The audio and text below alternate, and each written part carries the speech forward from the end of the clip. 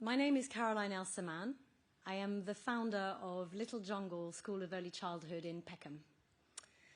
We believe that the early years are a fundamental part of all human beings' journey to become strong and competent adults.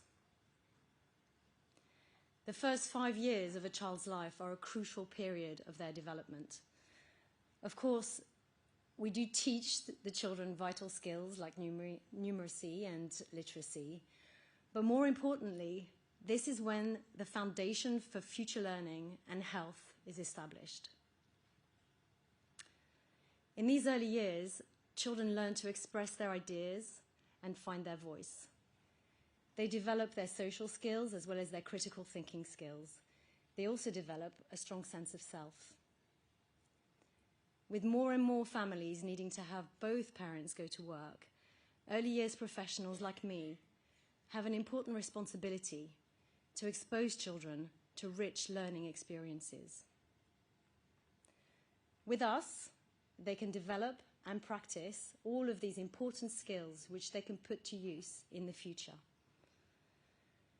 It is short-sighted to think about the early years as just care, or as a means of preparing children for literacy and numeracy skills only.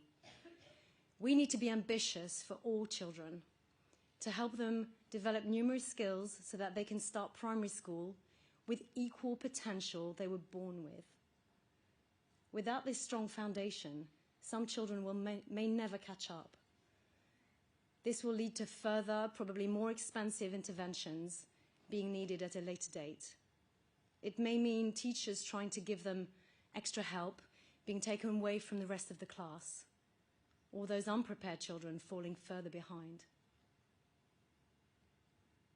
We need to make sure every child has the opportunities they deserve. We're already starting to see the change that a government can make. Hundreds of thousands of working parents can now get extra help with their childcare, with 15 hours government-funded early education each week for children aged 9 months and older. The government are setting up breakfast clubs in every primary school so that children can start their day ready to learn. They're funding 300 new or expanded nurseries, which will open to the school for the next school year, and speech and language support for young children so that every child can find their voice. And they're supporting parents too in this very, very important time. With paternity leave and maternity leave being protected so working parents can spend time with their family. This government will keep going to help children like the ones that I work with and make sure every child gets the best start in life. Thank you.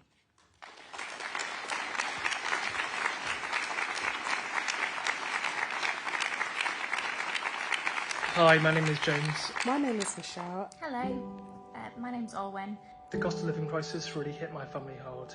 Most of my family members are on prepayment energy meters, so when prices first started to increase, they often have to decide whether to top up the electricity bills or gas bills, often not being able to do both. So the cost of living crisis has affected us fairly severely, and our hope is that with these changes it will be a lot more manageable for us, or at least the other costs like cost of living, which has been going up, will either go down or even just remain the same and stop increasing at the rate that they are. That's all been really challenging, and it's really positive to hear that the government want to raise living standards, that they have a commitment to that. I support the government's pledge to increase living standards, as that will provide families the ability to afford the basics again, and also to provide them with hope towards the future. Finding affordable, suitable accommodation has been almost impossible. I'm 27 now, and as I look towards the future, I want to get onto the property ladder to help give the security and stability that I need to help start plan for a family. My daughter is young at the minute, she's only 5, but when she grows up I want her to be able to more easily own her own home, and it doesn't seem like that's really possible at the minute. So I support the government in building lots and lots of new homes. There are lots of people that need stable living conditions, stable bases, people that want to buy or rent homes, depending on their situation, that aren't currently able to because of the market and because of the availability of it. The government's plan to build 1.5 million additional homes will not only help first-time buyers, but also people to looking to move further up the ladder like myself.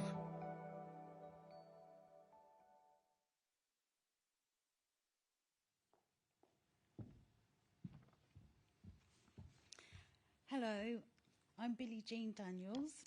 I'm an outreach teacher at the Royal Free Hospital Children's School.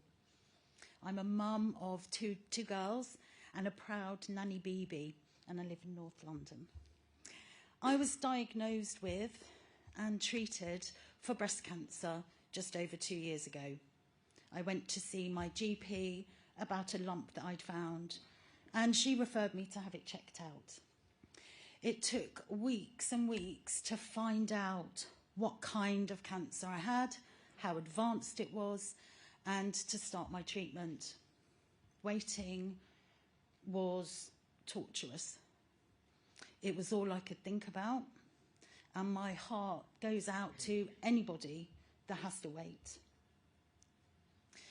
When you're told you have an aggressive, highly recurring cancer, it is terrifying, and you just want to have it removed from your body. It was a torturous wait for my two beautiful daughters, for my mum, my dad, and for my friends. And in some ways, it felt harder for them at times than it even did for me. Once I started my treatment, everything fell into place and worked brilliantly, like a well-oiled machine.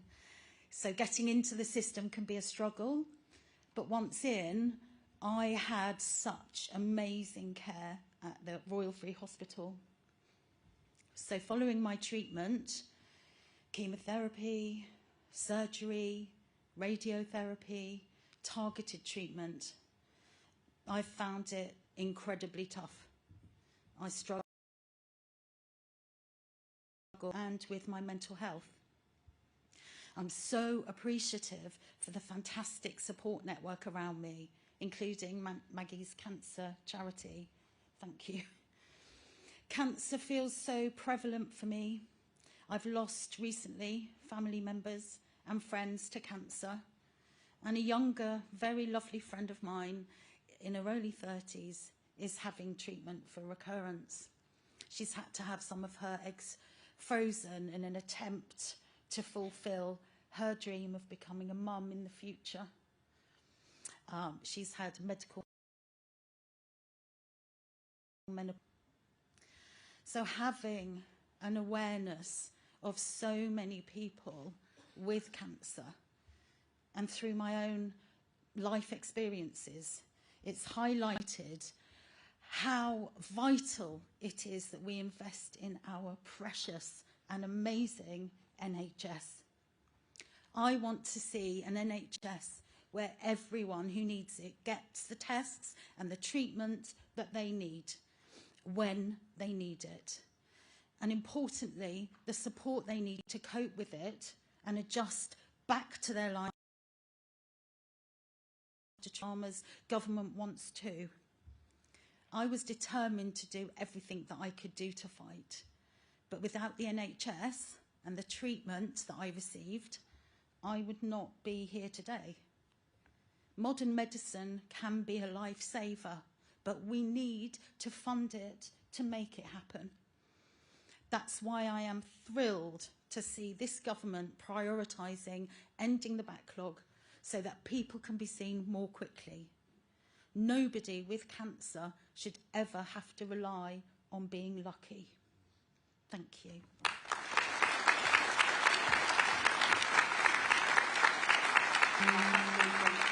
To walk to the town centre and was jumped by 3 males with a knife to his throat, saying, "Do not report, otherwise you and your family are at risk."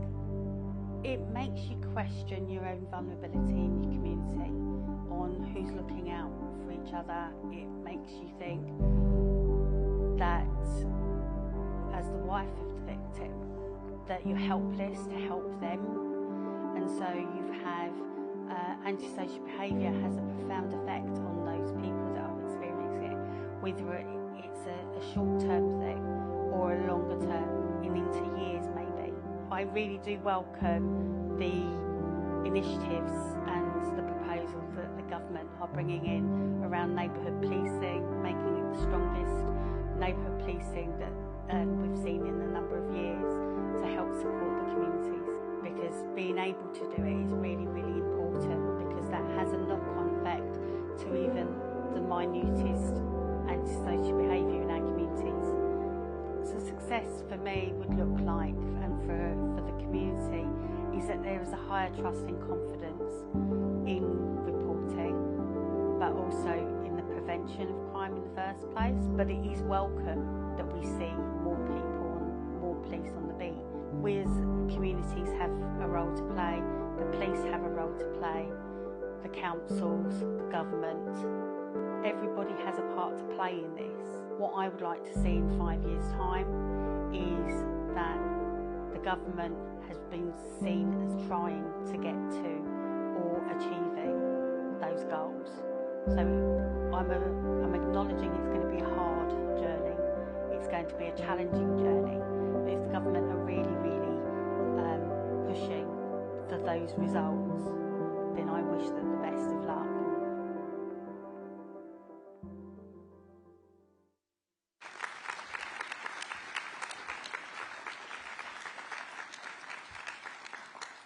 Good morning, everyone. I want to start today by thanking everyone who's shared their story. This is why I do my job, to change the lives of working people. The Prime Minister will show today how our plan for change will do just that, with an unrelenting focus on the issues that people really care about. And it's an absolute pleasure to welcome you to Pinewood Studios, where so much magic has been made over the years.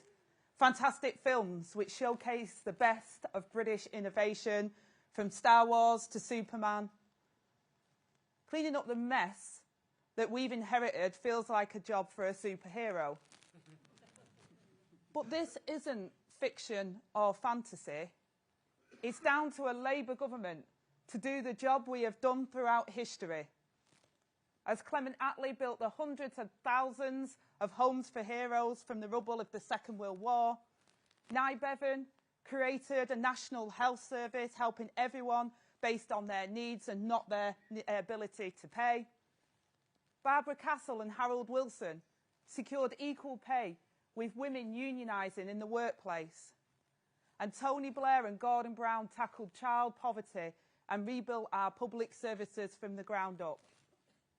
Now this Labour government, under Keir's leadership, must achieve the growth and the better living standards that every part of the country needs, and every person in the country desperately needs and deserves. And we're already rebuilding Britain in partnership with working people. We know that fixing the failures of the past will be a massive challenge. But our mission-led approach to government is about tackling them head-on. We will get Britain back on its feet. We'll create the good jobs, new homes and a strong communities that are the foundation of a good life. We know how missions can drive our country forward. We've seen it before when the last Labour government pledged to end child poverty within a generation. That commitment changed my life. I've had first-hand experience of what a mission-led government can do. In the opportunities it creates, the communities it builds, and the trust that it forges between the government and the people it serves. I stand before you as Deputy Prime Minister thanks to the last mission-led Labour government, and I'm proud to be part of another serving you today. Change has already begun. with a £22 billion boost to get our NHS back on its feet and tackle the waiting lists. Great British Energy, turbocharging the drive for clean energy. Investment in our buses and putting railways back on the path to public ownership. And new rights and protections for renters and bold action to deliver safe and affordable housing. Free breakfast clubs launched. A new generation of teachers being recruited to create opportunity for the next generation. A £12 an hour minimum wage. And our pro-worker, pro-business New Deal for working people. A New Deal that we put before Parliament within 100 days, that will raise living standards and security at work for over 10 million people. That is more action for working people in the last 5 months than the Tories managed in 14 years. And the incredible expansion planned here for Pinewood Studios mirrors the growth we want to unleash around the country. Raising living standards to heal economic and social hardship, transforming our transport system, fixing our broken housing market and delivering for safe, affordable, decent homes and the infrastructure that we desperately need. Partnering with local leaders, business and civil society to ignite good growth in our towns and cities. Labour isn't afraid to be bold, and that is what this country needs. We will deliver the most ambitious but achievable programme for a government in a generation. To create a fairer Britain, where families have more money in their pockets, fair pay for a fair day's work, good jobs and opportunity to thrive, where no one is written off or left behind, a Labour government with working people at its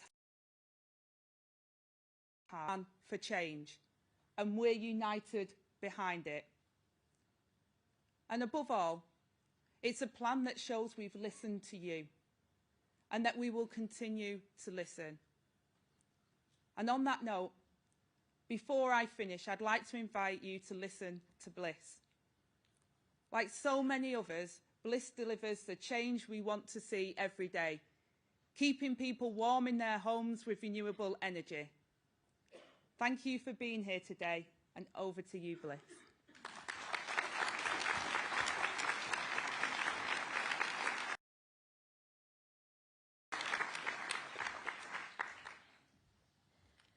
Good morning, everyone.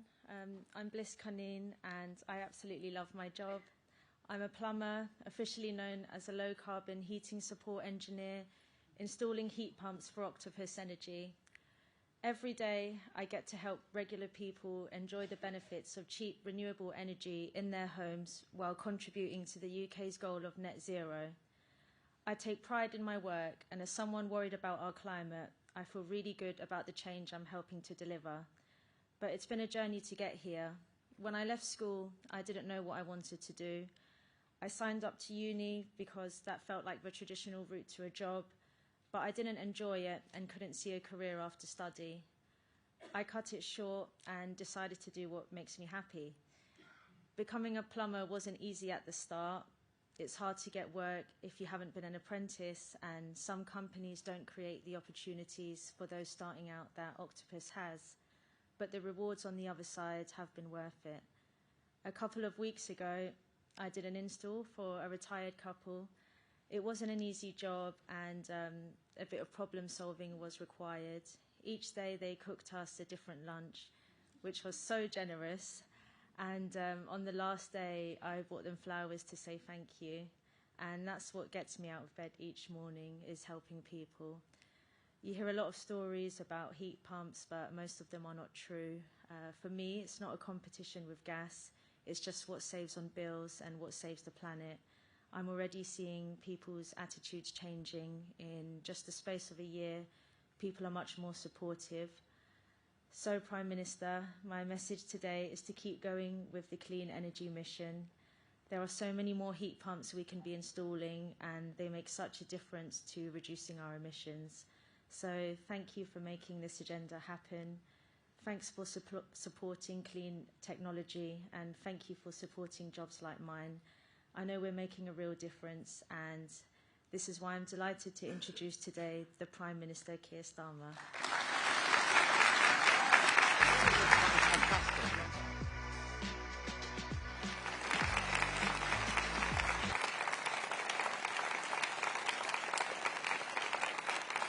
Thank you, Ange, and thank you to all of our speakers, speaking so powerfully about things that really, really matter. And Bliss, that was incredible. And Bliss has never spoken in public like this, from a stage like this before in her life.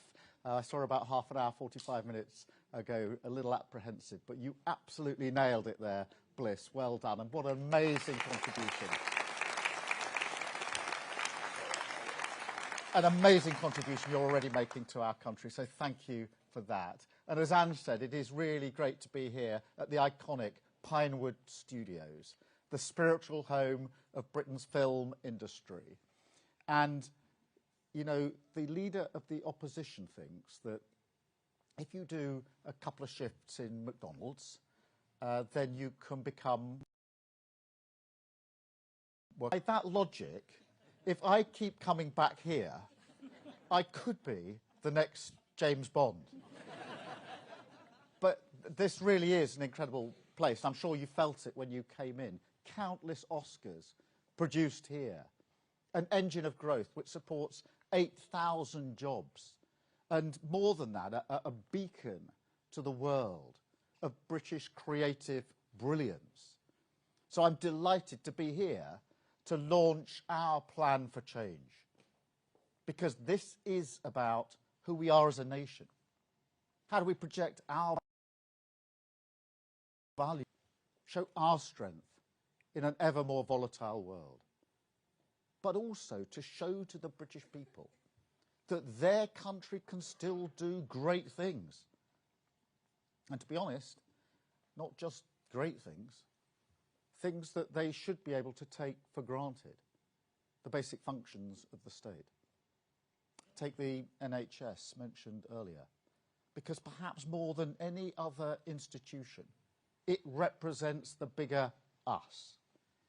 Millions owe everything to it, and 2 of them are here. My family, of course, no different. And I know I've said this before, but I would not be here without the NHS.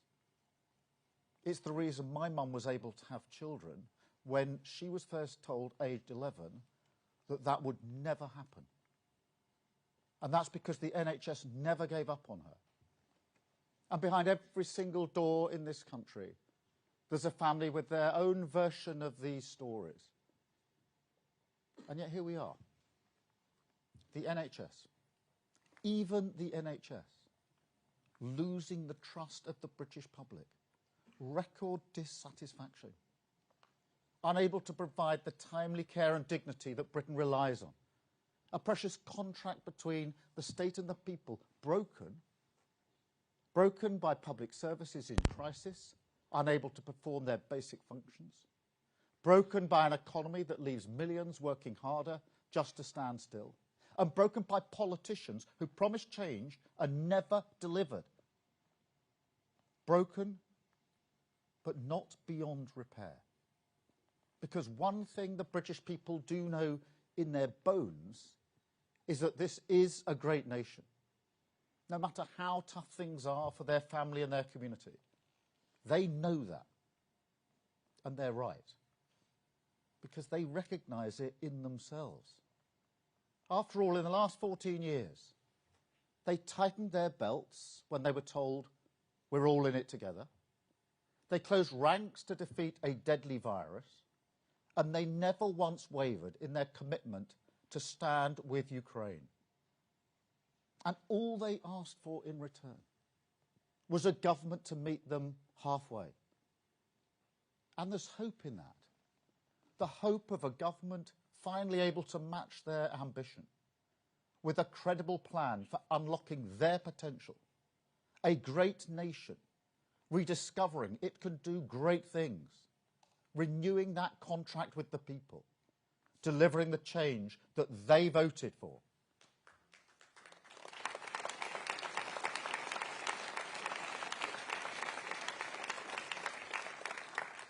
But that's the catch, isn't it?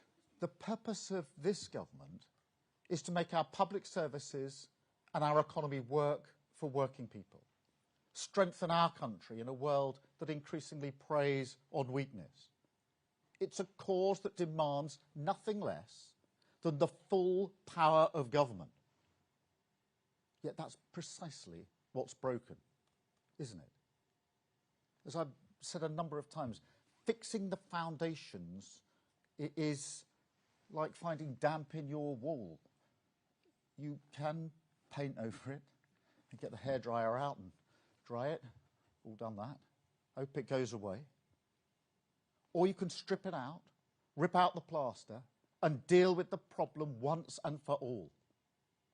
But unless we fundamentally reform the way government goes about its business, unless we first change how we try to change the country, then the hairdryer is all we've got. And this is a big job. Prisons overflowing, the NHS on its knees, a £22 billion black hole in our public finances, which, to put that in context, is nearly half of what we spend on defence of our country. Now, I don't want to use that as an excuse. I expect to be judged on my ability to deal with it. And the work of change has begun. £25 billion invested in the NHS. Asylum returns up 53%. The minimum wage raised by a record amount. Stabilising the economy, fixing the foundations, clearing up the mess so we can take the country forward with our missions. Now, that doesn't happen by accident. There's no investment in our public services without difficult decisions. No solution to the housing crisis without approving controversial development. And no taking our country forward without levelling with you honestly about the trade-offs we must face together. Now, the path of change is long, it's hard, there are a few thanks in the short term. But mark my words, with this plan for change, we will stick to it, country first, party second.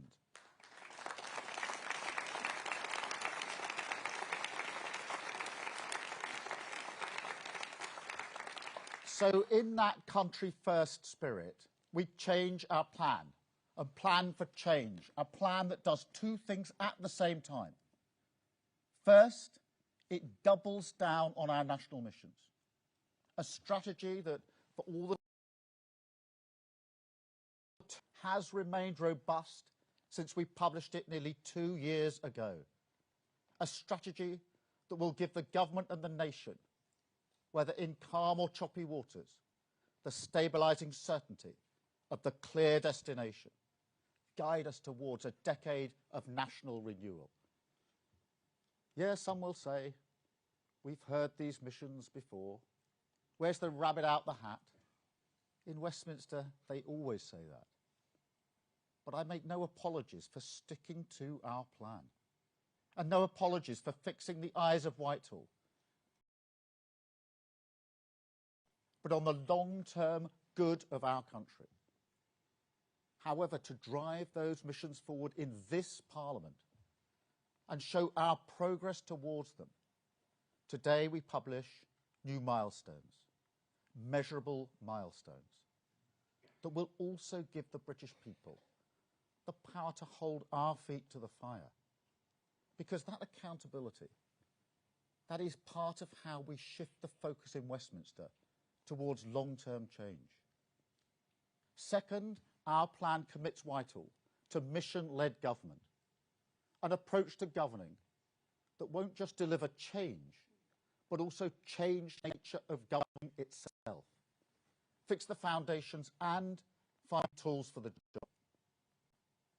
Make no mistake, this plan will land on desks across Whitehall with the heavy thud of a gauntlet being thrown down.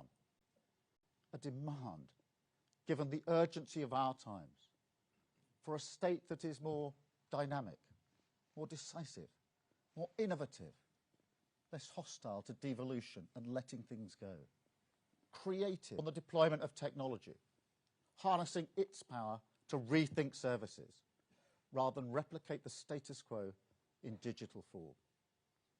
Artificial intelligence is particularly crucial here. And this country, we are strong already, and we must become stronger still. And we must also tear down the walls of Whitehall, let the nation in, a state that builds its capacity through partnership, rather than viewing itself as the only source of expertise. Because ultimately, mission-led government is a plan for the nation, a partnership. Businesses, charities, campaigners, unions, investors, England, Scotland, Wales and Northern Ireland, the people of these islands, all pulling in the same direction on taking our country forward. Because at the end of the day, we all have a stake in change. We all look forward and see the same horizon. We all feel the burden of where we are as a country. The contract which must be repaired is ours. And that requires change. So this is our plan. It begins, as we set out in our manifesto, with strong foundations: economic stability, national security, border security. Those fundamentals never change, and we will never risk them. That's the argument we made and continue to make about the values of a changed Labour Party, serving the real concerns of working people. Not changing the conversation, not walking away or talking down to them. And that's not just about immigration. But, as ever, that shows the argument. Take these statistics that were published last week. With clarity, how the Tories lost control of immigration, opened the borders deliberately to cover up the extent of their economic stagnation. Zero regard for the damage to trust in politics. Absolutely unforgivable. Now, this government will reduce immigration, legal and illegal, because that is what working people want. And not just on migration itself, also the way that they want the economy to grow for them. That is absolutely the change that we... And we're not hanging around. We're clearing the asylum backlog, processing thousands more claims than when we came to office, returns of foreign national offenders up 29%, on track for the highest overall number of returns for 6 years. That is what dealing with the problem seriously looks like. A much more meaningful deterrent than spraying taxpayers' money up the wall or the ridiculous Rwanda gimmick. And then, on those strong foundations, we rebuild Britain with our national missions, driven forward in the harsh light of accountability by the milestones for this Parliament. 1, higher living standards in every region of the country as we target the highest sustained growth in the G7. So working people have more money in their pocket. The burden of the cost of living crisis no longer intruding on the joy of their family life. 2, Britain rebuilt with 1.5 million new homes. So the security I enjoyed when I was growing up, the base camp aspiration of home ownership, doesn't move further and further away from working class families like mine. 3, safer streets, more police on the beat, stamping out antisocial behaviour in every community. Because nobody should feel insecure in the streets that they call home. 4, the best start in life for every child, with a record proportion of 5-year-olds starting school ready to learn. Because it's a scandal, an affront to the British value of equal respect, if we do not give every child, whatever their background, a fair chance to succeed. 5, clean power by 2030, homegrown British energy, making our country more secure. So never again can a tyrant like Putin attack the living standards of working people. And 6, waiting lists in our NHS cut. The 18-week target from referral to treatment finally met. A symbol of the NHS back on its feet, facing the future, dignity and care restored to millions. Now, some people may say, that's pretty brave. You've seen the books now.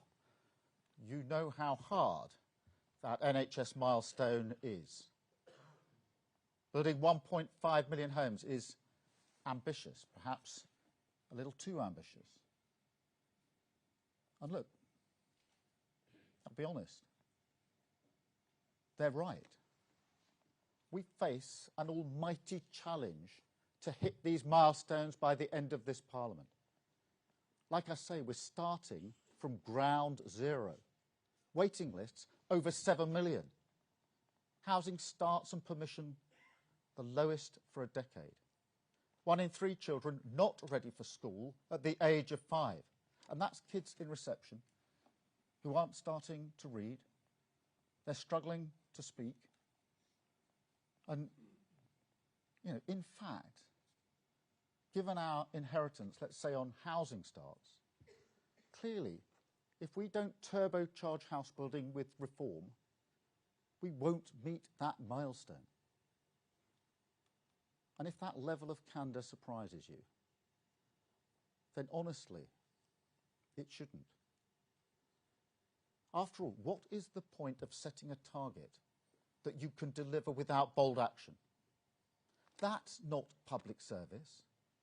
That's political cynicism.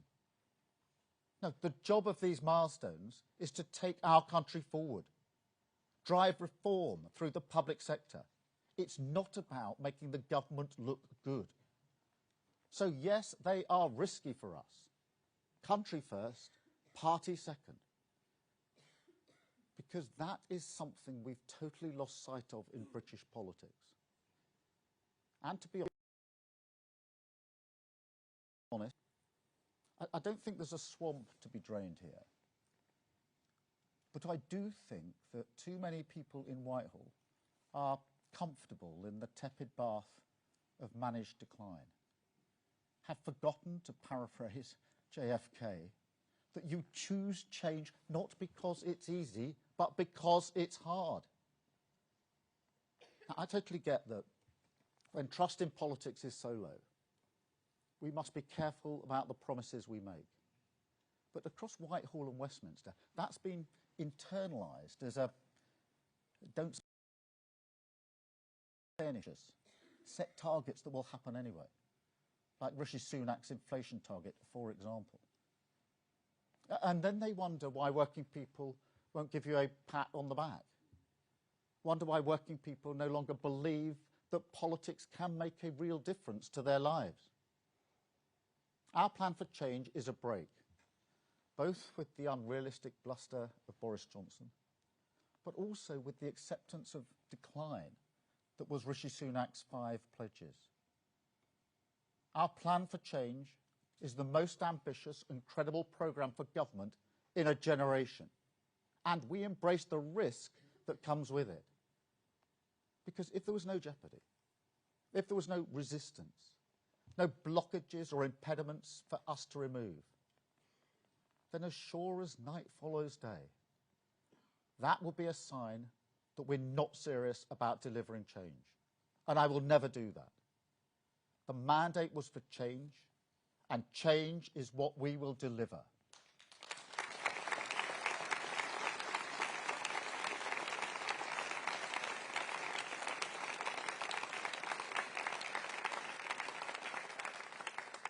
So to those who still need to hear it, change and reform are coming. That's what this plan means. Productivity in the public sector is 2.6% lower than this time last year, 8.5% down compared with just before the pandemic. Now, that would not be accepted in any other sector or walk of life. And I'm not going to subsidise it with ever-rising taxes on the British people. Take our neighbourhood policing guarantee as an example. That will deliver 13,000 extra neighbourhood police, visible on the beat, cracking down on antisocial behaviour, a named contactable officer in every community, a relief for millions of people scared to walk their own streets. That pledge is only made possible because we're matching investment with reform, standardising procurement, streamlining specialist capabilities like digital forensics, ending the madness of each of our 43 forces purchasing their own cars and their own uniforms. Or take our planning system, a blockage in our economy that is so big it obscures an entire future, stops this country building roads, grid connections, laboratories, train lines, warehouses, wind farms, power stations, you name it.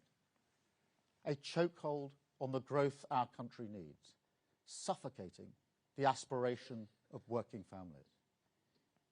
I mean, you walk around our country, you look at our infrastructure, and it is clear almost immediately that we have long freeloaded off the British genius of the past because we won't build a future. We haven't built a reservoir for over 30 years. And even the projects we do approve are fought tooth and nail and tooth until you end up with the absurd spectacle of a £100 million bat tunnel holding up the country's single biggest infrastructure project, driving up taxes and the cost of living beyond belief. And I tell you now, this government will not accept this nonsense anymore. We will streamline the approval process in the forthcoming planning and infrastructure bill. And driving through reform, I can announce another new target. Not just 1.5 million homes, but also 150 major infrastructure projects. A milestone that will triple the number of decisions on national infrastructure compared with the last Parliament.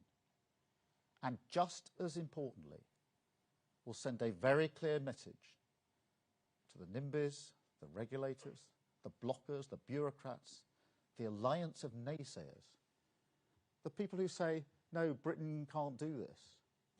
We can't get things done in our country. Well, we say to them, you no longer have the upper hand. Britain says yes.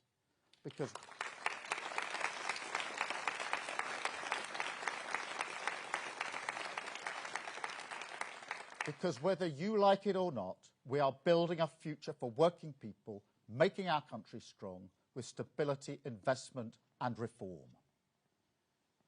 And we're building it with urgency because there's no time to lose. Everyone can see there's a growing impatience with traditional politics. Everyone can see how people are tired with those who fail to get the job done. Now, populism isn't the answer to Britain's challenges. Easy answers won't make our country strong. But nobody can deny that this kind of politics feeds off real concerns.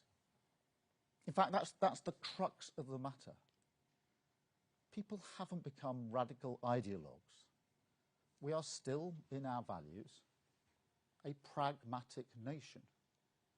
What people want from their politics, that hasn't changed. They want a stable economy. They want their country to be safe, their borders secure, more cash in their pockets, safer streets in their town, opportunities for their children, secure British energy in their home, and an NHS that is fit for the future. And that is why we've set these missions.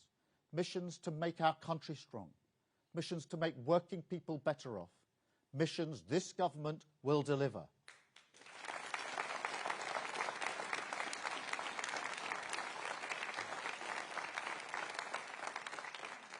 And I don't think these are unreasonable hopes. Clearly not.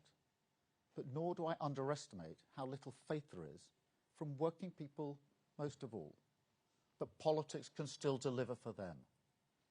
And that's not unreasonable either. Because they kept to the contract, worked tirelessly for their family and their community.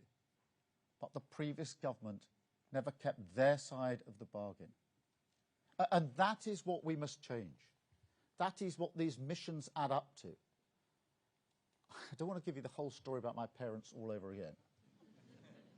But no matter how tough life was growing up, they always believed that if they worked hard, Britain would be better for their children. You can call that hope. You can call it security. You can call it aspiration. In the end, it amounts to the same thing. It's a feeling, a belief, a confidence that allowed working class families like mine to raise their eyes, to look forward and build their lives around the future.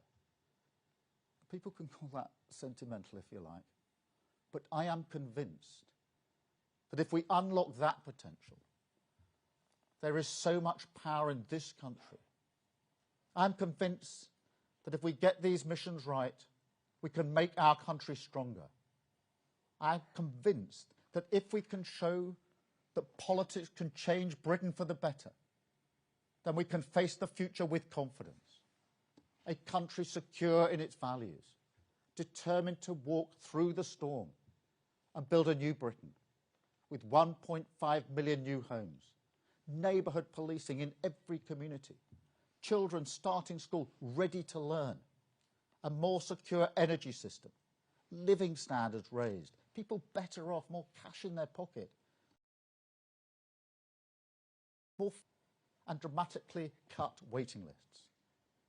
That is my plan for change, the driving purpose of this government, and we will stay the course. We will fix the foundations, repair the damage, reform government, and rebuild Britain through the power of change. Thank you very much. Thank you.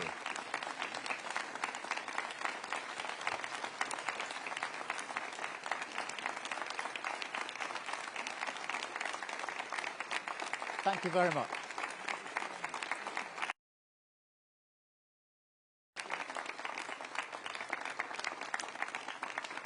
Thank you. I'm now going to take a number of questions from the media. I'm starting with Chris Mason from the BBC. Chris.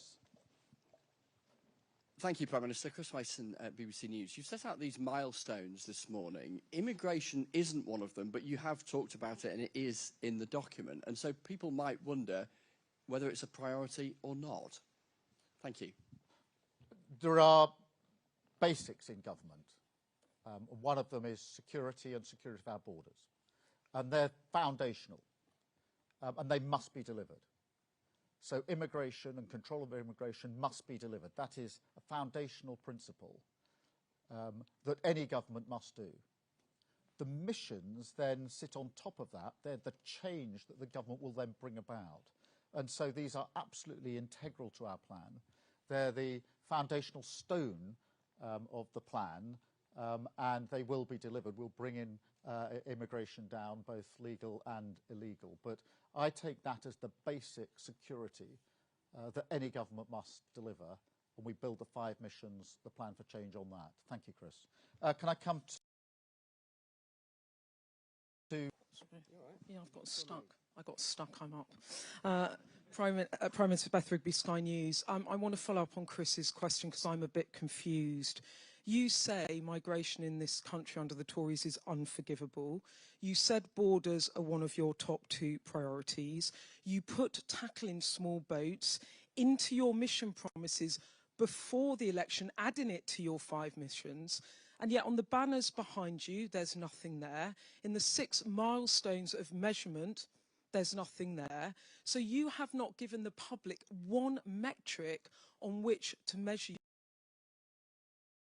when it comes, because you fear failure, or is it because you said it was a priority to win, but actually it's not even in your top 6? Thank you.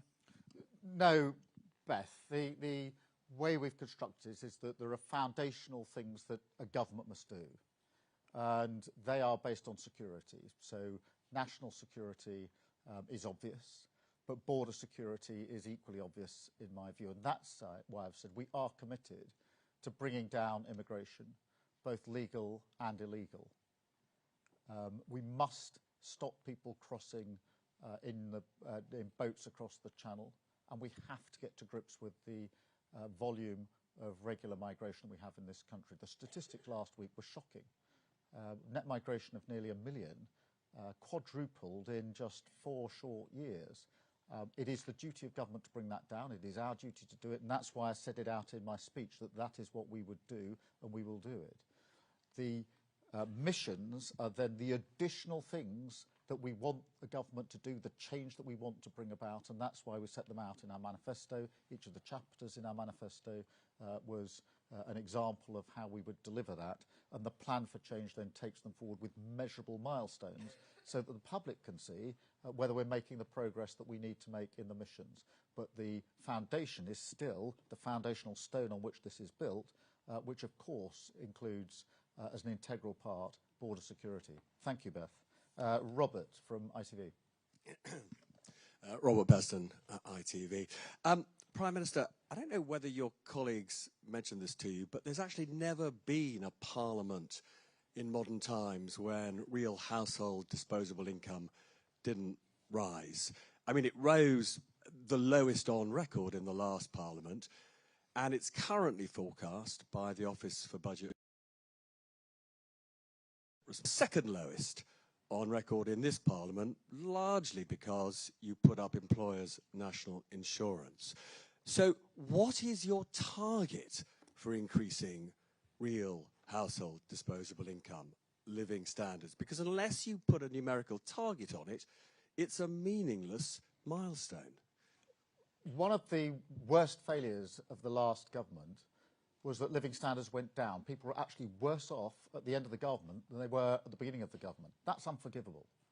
And that's what we want to turn around, to make sure people feel they're better off. There's one thing that came across in the election. Ask people the questions on the doorsteps up and down the country, do you feel better off? There was only one answer given to that question, which was no. And that's what we intend to turn around. Stabilising the economy was an essential first step, because until you stabilise the economy, you can't build anything. On that, we then drive at living standards and drive them up. And people know when they're better off. It's one of the first things that people talk about. Of course, we'll go on. That's what the milestones are here. They all ladder up to our plan to make sure that living standards go up. But this is, I think, one of the most important people. Do people feel that they're better off? Do they feel safe? Do they feel they've got an NHS that's working for them? These are the fundamentals that I think everybody is most concerned about. Thank you very much, Robert. Chris Hope.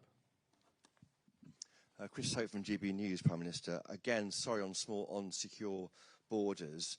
Your plan is to reduce net migration and reduce overall small boat crossings. GB News viewers will be saying simply, is that it, Prime Minister? Why can't you stop the boats and cut net migration to under 100,000?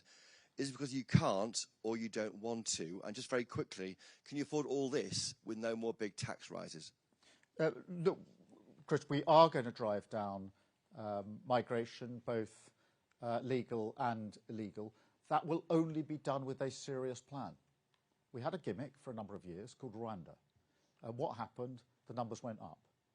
We wasted a lot of money, £700 million, removing 4 volunteers to Rwanda. It didn't work.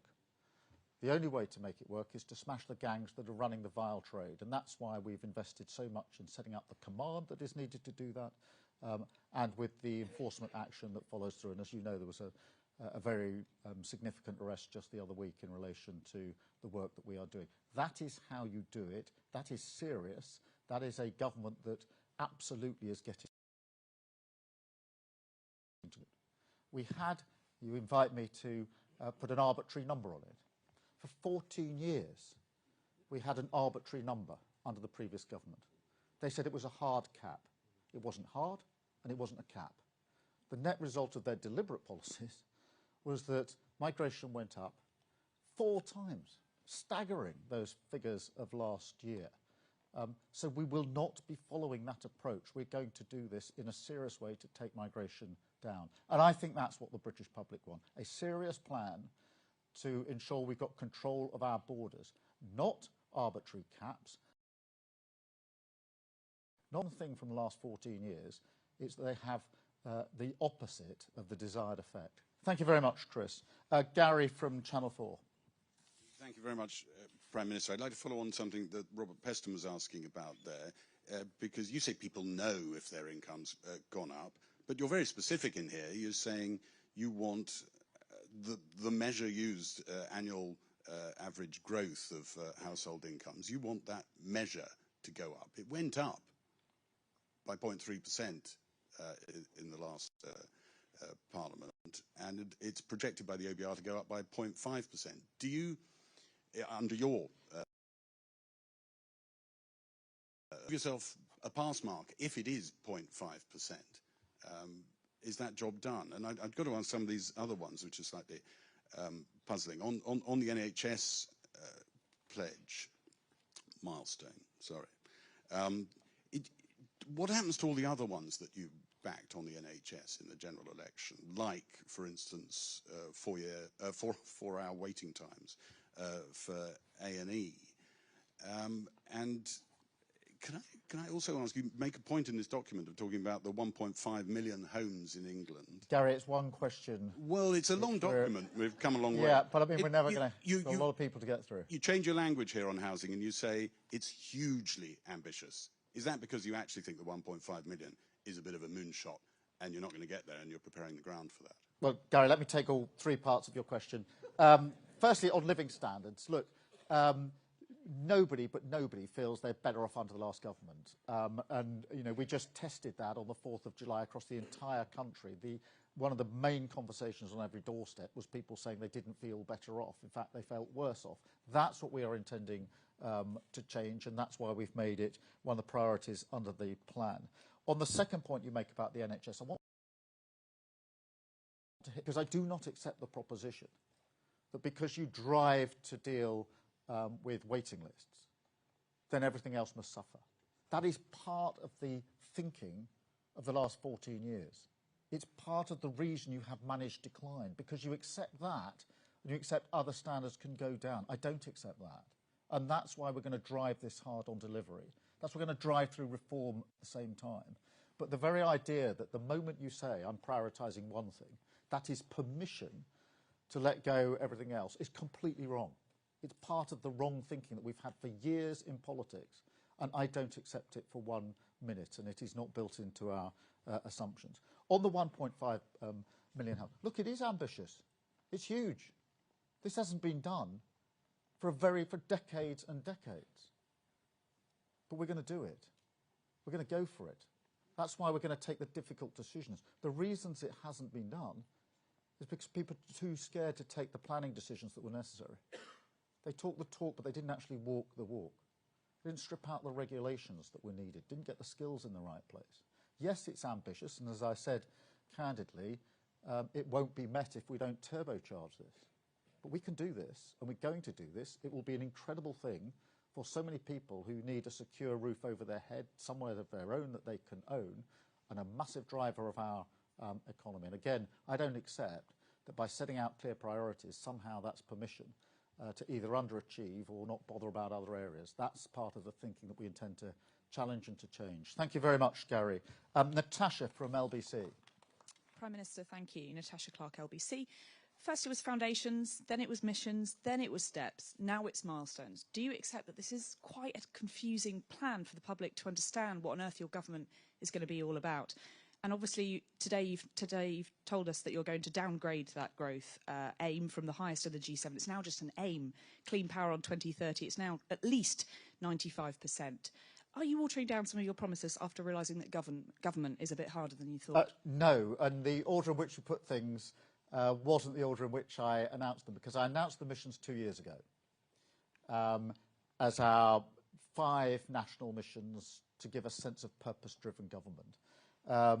And, you know, like all of the strategies I've set down since I became Labour leader before 2019, after getting through the 29 election, and then into the election of 2024. We've had a strategy, we've had a plan, and we've stuck to it. So those missions went down 2 years ago. We've stuck to them. I've just reiterated them now. We had them as our foundational documents in the manifesto. As I say, it was a chapter for each mission in the manifesto. So that's what we took to the country. That's the change that people voted for. We had 6 steps, the initial steps that we would do, which we indicated that we could do quickly after the elections. Things like setting up GB Energy, which we have done, and other things we've been able to achieve, putting the money in to drive and make sure we got those 40,000 extra appointments every week. We then passed the budget to make sure we could stabilise the economy, and now we set out the milestones so that people can measure, are we making proper progress on our missions, back to what we said 2 years ago, and what will it feel like for me? Will I have more money in my pocket? Will I be able to get an appointment at the NHS when I need it? So these are, if you like, something for the public to use to hold us to account on what we say we can achieve on the missions in the first 5 years. And I'll be absolutely straight about, it is also designed to push and drive the reform that we're going to need if we're going to ensure that we bring about the change that's so desperately needed. Thank you very much. I've got Eleanor from the Eye. Eleanor. Hello, Prime Minister. Eleanor Langford from the Eye paper. Labour previously stated that it was going to achieve 100% clean energy by 2030, but this document today only puts that at 95. Is Labour rowing back on its clean energy pledges? No, the Clean Energy Pledge is today exactly what it was in the election. That has always been central to our mission. It's a bit like the 1.5 million homes. It's really difficult. And when we first set it out 2 years ago and started our conversations, almost everybody we spoke to said, that's tough. But then when we developed those conversations, people said it can be done, but it can only be done if it's turbocharged. So there's no watering down. There's a doubling down on the determination to achieve it. Thank you very much. Martin from the Express.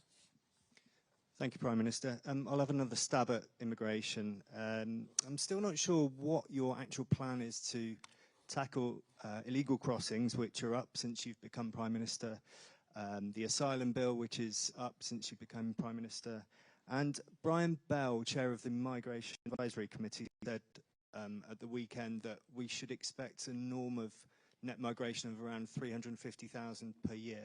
Do you agree with that? Well, the only way to tackle illegal migration is to take down the gangs that are running it. They're making a huge amount of money in order to put people on boats across the channel, and we have to take them down. That's why we've set up the Border Security Command. That's why we're striking agreements with other countries. That's why I'm investing a lot of my time face-to-face with leaders to make sure that that law enforcement is coordinated and we have collaboration. I've done this before. I was chief prosecutor for 5 years. We had then, in my time, to deal with terrorist gangs who were also operating across borders. We had to deal with gangs that were moving drugs and guns across borders. I've never accepted, and I won't accept, and I've said this before and I'll say it every day, I've never accepted that apparently we can deal with terrorist gangs, apparently we can deal with gangs that are running guns and drugs, but apparently we can't deal with those people who are running this vile trade. I don't accept that.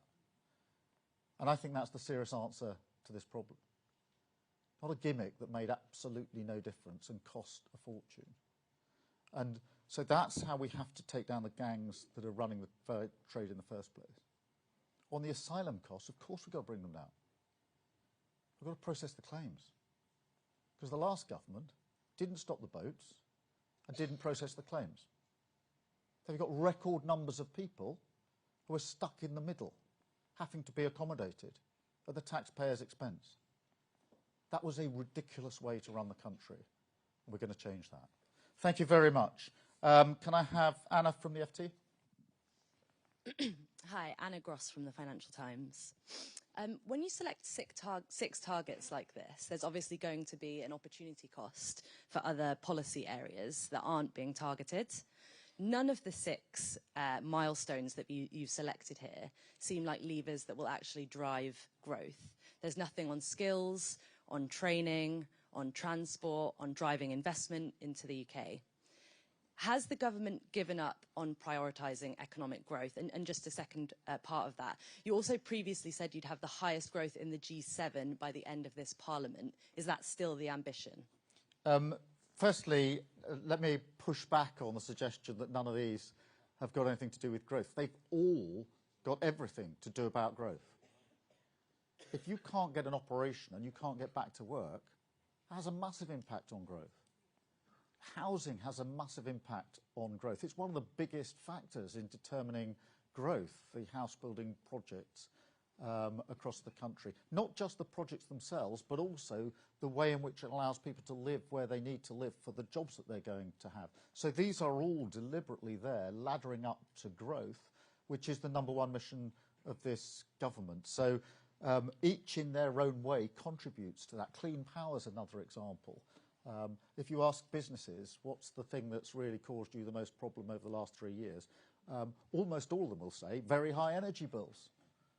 And so they are all there. They actually all ladder up to growth. On your second challenge that on the high sustainable growth, that's what I'm doubling down on today. But what we're putting in place is a milestone so people can sense, can know and measure and hold us to account as to how we're doing on that. Because growth is fundamentally important. It remains the mission. We double down on it. But growth in the abstract doesn't feel the same or doesn't mean the same thing as people feeling they're better off. And therefore, I want to make sure that people understand, what do we mean when we say the highest sustainable growth in the G7? We mean you're going to feel better off. And so it's a milestone towards that mission which remains in place. Thank you very much, Anna. Ben from The Telegraph. Thank you, Prime Minister. Ben Riley-Smith from The Telegraph. Can I go back to that clean energy pledge? You seem to be suggesting nothing's changed, but I've got your manifesto here. It says zero carbon electricity. That's 100% clean. Today you're saying 95% clean. So are you really arguing that voters, when they read zero carbon, should have read 5% carbon? Well, Ben, the mission hasn't changed from the day I launched it nearly 2 years ago in terms of where we need to get to on clean energy by 2030. It's exactly the same as it always was. There's always going to be a mix, but that, and we've not changed it today. Thank you. Harry from The Sun.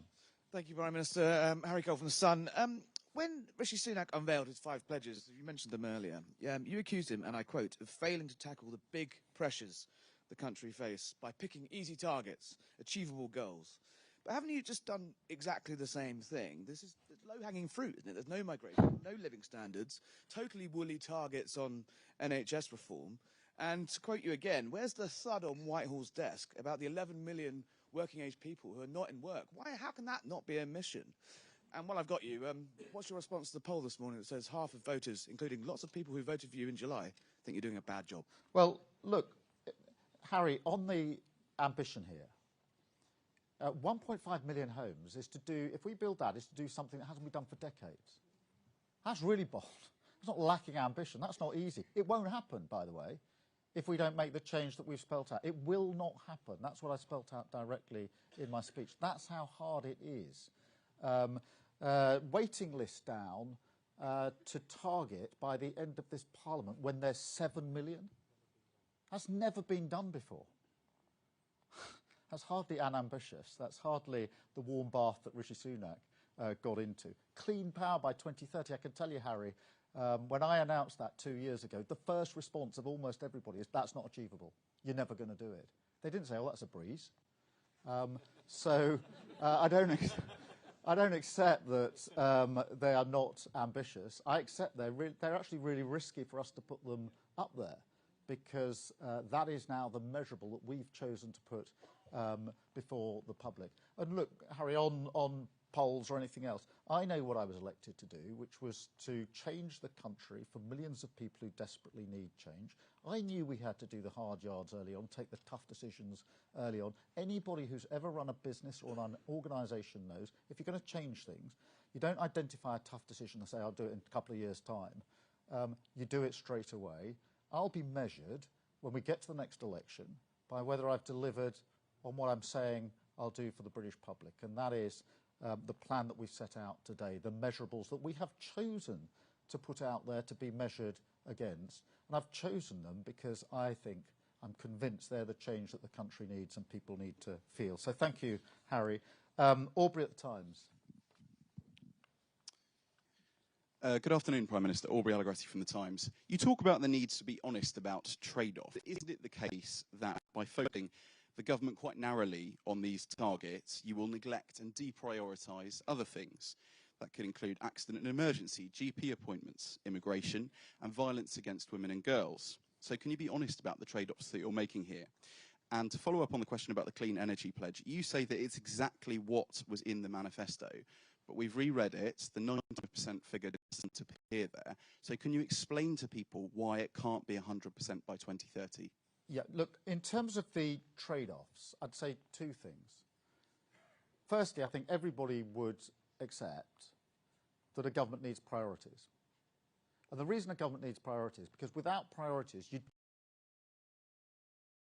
don't and you don't have the focus that you need. So we have to have priorities.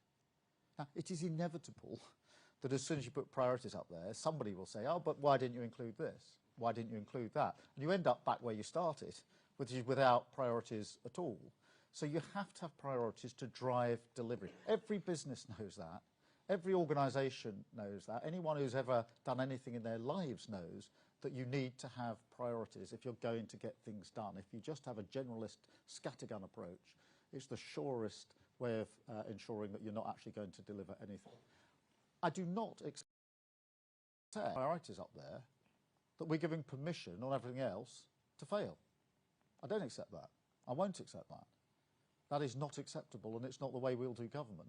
But this is setting out measurables for people so that they can see how we're making progress on our missions and hold us to account for those missions, and to drive delivery and drive the change that we need in order to do so. In relation to the Clean Power mission, as I say, we launched this 2 years ago. The ambition, the nature, what we've said about it has been completely consistent for 2 years. As I say, the reaction at the time is it's not possible, something I didn't accept then and I don't accept now. I've got Sophie from the Daily Mirror. Sophie Huskisson from the Daily Mirror. Prime Minister, Scotland has vowed to axe the two-child benefit limit. Will you now reconsider your decision not to scrap it, to hit your milestones to give children the best start in life and to improve living standards? Well, Sophie, what I can say is I'm absolutely committed to driving down and dealing with child poverty. That's what the last Labour government did to huge effect. It's why we've set up the task force to deal with this. But I don't accept that this is just one thing that needs to happen.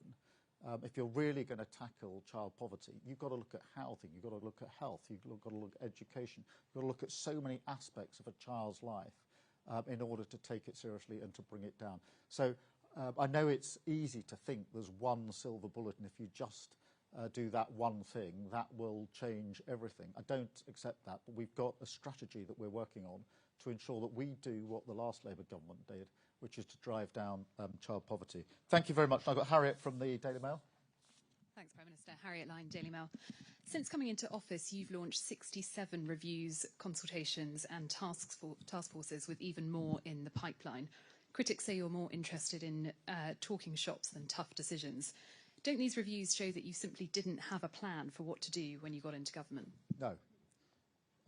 And if you look at what we've done, there's a whole list of things that we've done already in government. I listed some of them in my conference speech in September. I haven't got time to repeat that speech here. but there were a long list of things that we've already delivered on, setting up Great British Energy, making sure that we're doing the already starting on the planning reform that we need, already using the money we've got to bring down the waiting lists in our hospitals. There's the Border Security Command already set up. So the delivery, there's lots and lots of stuff that's being delivered. But of course we've got to review things when we get into government. The first thing we had to do was review the books. I'm glad we did, although I didn't like what we found. We reviewed the books and found there was a £22 billion black hole. It's a good thing we did that review, because if we hadn't done that review, we wouldn't have been able to pass the budget, which is now stabilising the economy. We reviewed how many people we had in our prisons. Many more than we needed, bursting point, to a point where, when I was trying to deal with the disorders, we were really struggling with whether we had enough prison places. That's unforgivable. I don't care which political party anyone supports. That is totally unforgivable. We're reviewing what's going on in immigration, because the numbers that came out last week were staggering.